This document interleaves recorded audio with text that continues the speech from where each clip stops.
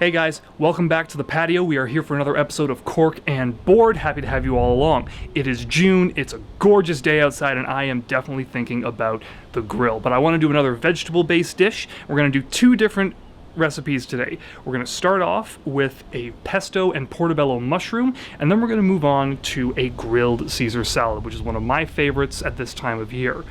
Now, to go with these, we need something that's a little bit different because, well, there's a lot of bold flavors here. A red wine is typically going to be very overpowering. So, we are going to be having some rosé wine to go with this. This is the Coteaux D'Aix en Provence.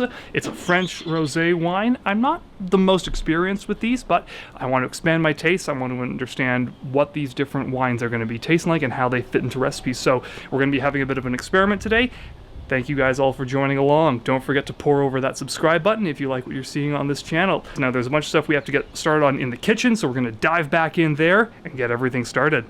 First and foremost, temperature is important. Get that wine in the freezer while you get started. For our mushrooms, we're going to start by just capping off our portobello mushrooms and then moving on to the main ingredient, which is the pesto, which is going to be our ingredients of some nuts, which are, we're going to use pecans for this, olive oil, as well as garlic, salt, Parmesan cheese, lemon juice, and a small mountain of basil.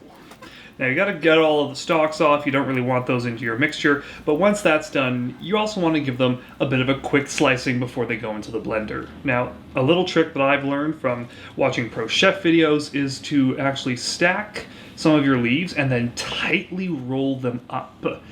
Once you've got that, take a sharp knife and slice them thinly, and this will get lots of leaves done in a very short time frame. Watching it from a different angle, you can see that the knife is moving in a more slicing motion without a lot of chopping. This preserves a lot of the flavor and keeps it locked in the leaves until it hits the blender. Once all that's done, just put it all into your blender together and hit until you have a nice, smooth, green paste. You can vary the thickness by modifying the quantity of olive oil you have in here. Now, our Caesar salad is nothing special. Dressing, garlic, which we will roast, bacon bits, Parmesan cheese, and our lettuce. Now, for cutting the lettuce, here's where we get a little special. All we're going to do is take a knife and cut straight down each one. Do that for everything, one per person, and then take your whole thing and brush onto the flat side some garlic-infused olive oil. This is going to give a nice flavor later down the road, but primarily serves as something to prevent major burning once we're on the grill. So all the food's prepped and ready. It's all set to go on the grill before final assembly. You can see it all right there on the counter behind me, but unfortunately, I was hoping to film all this outside, but there's a lot of heavy machinery operating in the vicinity right now, and you just can't hear anything. So what we're going to do is I've taken the rosé out of the freezer. We are going to have that first taste in here, and then we're going to get to the grill, cook everything up, and then come back inside for the final tastings. Let's get underway. Well, it's good to know what the seal is. Ah, there we go. See, nice little glass stopper. Same effect as a cork, but let's see how this is. Well chilled, coming out of the freezer. Like I said, I'm not a big rosé wine person. I haven't had a lot of them in my lifetime, so this is a bit of a new experience for me.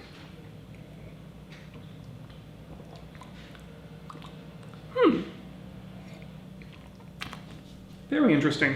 It's sort of like a tangy white wine. There's just a little bit of the hint of tannin, but it's nowhere near any kind of the bitterness that you would expect from a full-bodied red wine. Very refreshing. I'm really enjoying it at the temperature. I'm glad I put it in the freezer, but this is a first impression. Now let's get everything onto the grill and finish this up. See you guys then. Garlic is what's going to go on first. We need to get that grilling, and then add our mushrooms. Gill side down to start, completely dry just to get them toasted. After about a minute, we're going to give them a nice flip while our garlic is toasting in the background, and at which point it's time to pour on our pesto. Let it seep into those gills, and then quickly move them up to the upper rack where they're going to cook low and slow for the duration of our meal prep. At this point, it's good to start flipping your garlic. You can see that it's starting to be nice and lightly charred on top. The skin's going to act as a barrier to keep everything safe on the inside, but you are still going to get some char marks. After a few more minutes, it's time to set that off to the side, and we are going to start putting on our lettuce. Now, the lettuce just goes face down, one side only. You don't need to flip it ever. All you want to do is get some light char marks and introduce some heat to the element. The garlic oil is going to keep this from being overly burned overly quickly, but it's still not going to take that long, maybe 2 minutes tops.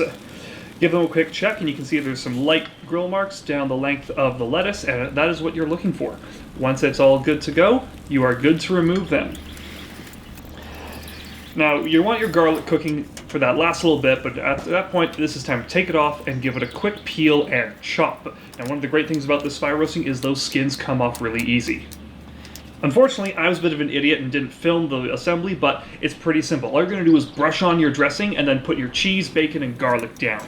After that, mushrooms will be done by that point and it is ready to serve. Well, there were some small film blunders there, but everything is done. The food looks delicious. Let's have a taste of that pesto mushroom. It's so tasty. There is such a fineness, but at the same time there's a little bit of the robustness from the mushroom itself, the savoriness from the basil in all that pesto. Let's have that rosé with this now, see how refreshing it is.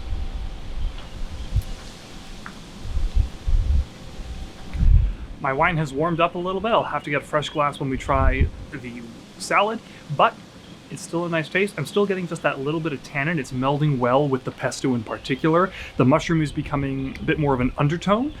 I'm quite enjoying this, actually. Now let's go on to that salad after I get myself a fresh, cold glass. Back with a fresh glass. Let's see how that salad tastes.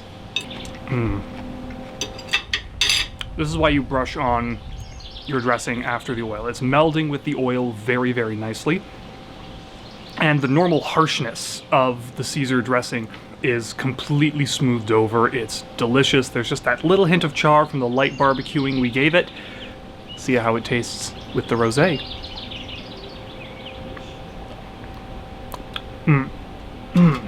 So much more sharp with that reduced temperature.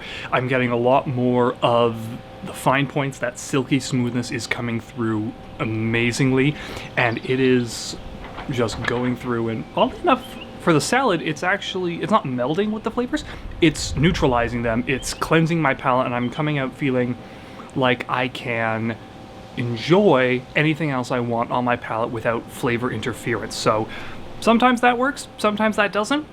I kind of like it when it happens because it's got a nice refreshing feeling in all of this, but you know what? I can't complain about this pairing. It's my first rosé in several years, so we're going to continue expanding this. I think there's a lot more potential to this genre than I understand, and I want to explore that.